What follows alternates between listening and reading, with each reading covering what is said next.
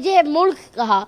मेरे को तो बहुत गर्व है कि इतने बड़े महाराज जी ने मुझे मूर्ख के रूप में आशीर्वाद स्वरूप ही मैंने पाया। इस दिवाली इन ट्रोलर्स और यूट्यूबर्स ने मेरी खुशियाँ छीन ली, पर कोई बात नहीं। आप सबको दिवाली की हार्दिक शुभकामनाएं और इन सब यूट्यूबर्स और ट्रोलर्स को भी हैप्पी दिवाली। हमारे पास व्हाट्सएप मैसेजेस आते हैं और मैसेजेस में हमें धमकाया जा रहा है कि आपको मार दिया जाएगा, आपको ये सब कुछ बहुत ही अपशब्द बोले जा रहे हैं। पिछली दिवाली में बहुत खुश था क्योंकि राम जी ने मुझे अपने घर बुलाया था। मैंने अपनी आंखों से दीपोत्सव देखा था। अयोध्या जी में वर्ल्ड रिकॉर्ड बना था और आप सबको भी दीपोत्सव दिखाया था। लेकिन दिवाली तो खुशियां मनाने और बांटने का नाम है, लेकिन इस दिवाली इन ट्रोलर्स और यूट्यूबर्स ने मेरी खुशियां छीन ली, पर कोई बात नहीं।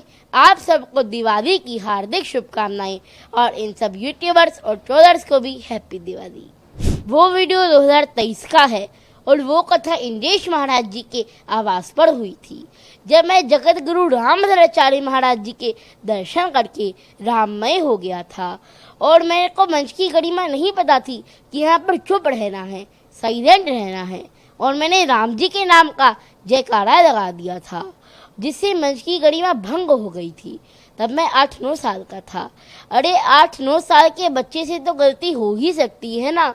और तब जगत गुरु रामभद्राचार्य महाराज जी ने मुझे मंच से उतारने को कहा और मुझे डांटा भी, लेकिन ये किसी ने नहीं डाला कि जगत गुरु रामभद्राचार्य महाराज जी ने उसके बाद मुझे अपने रूम में भी बुलाया था।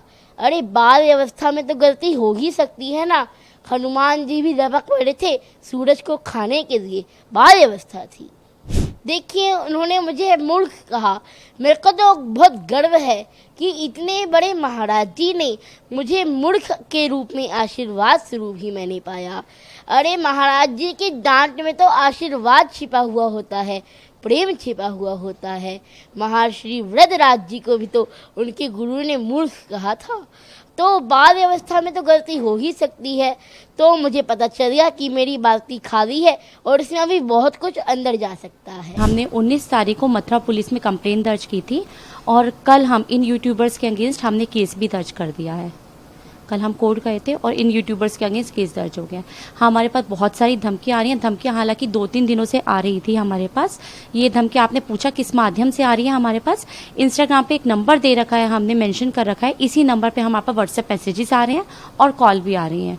2-3 दिनों से तो बहुत ज़्यादा कॉल्स थी, बहुत ज़्यादा हम परेशान हो गए थे।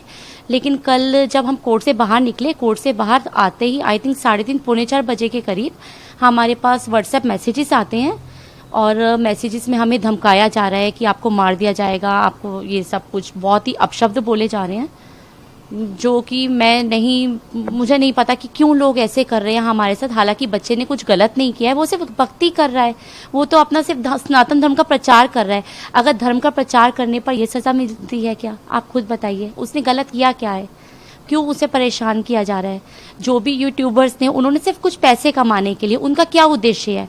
उनका अभिनव से देखिए कोई पर्सनल बायस तो है नहीं। उनका उद्देश्य जो मुझे लगता है, उनका क्या उद्देश्य है कि कुछ भी वीडियो बनाएंगे और उससे उन्हें व्यूज मिलेंगे और उनको पैसे मिलेंगे। अरे ऐसे पैसे कमा के वो क्या करेंगे? किसी को परेशान करके अगर आप पैसे कमा भी रहे हैं तो उससे आपको खुशी तो मिल ही नहीं सकती। आप अपनी वीडियोस बना रहे हैं और वीडियोस बना के आप अभिनव के लिए कुछ भी बोल रहे हैं, झूठे एलिगेशंस लगा रहे हैं, आपके वीडियोस चल रहे हैं व्यूज कमाने के लिए, आपको पैसे मिल रहे हैं। क्या उस पैसों से आपको खुशी मिलेगी? किसी की खुशियां छीनकर आप खुशी नहीं मना सकते। तो बस मैं यही कहूँगी कि हमें जो परेशान कर रहे हैं वो इस तरह से मत कीजिए, ताकि आप भी खुशी मनाइए और हमें भी खुशी मनाने दीजिए। और इसके अलावा मैं मथुरा पुलिस को बहुत बहुत धन्यवाद करूँगी, क्योंकि उन्होंने हमारी सुरक्षा का बहुत ध्यान रखा। उन्हें जब पता चला इस तरह से किया जा रहा है तो उन्होंने हमें बहुत अच्छे से हमारा ध्यान रखा, हमें सिक्योरिटी भी प्रोवाइड की और अभी हम सेफ फील कर रहे हैं।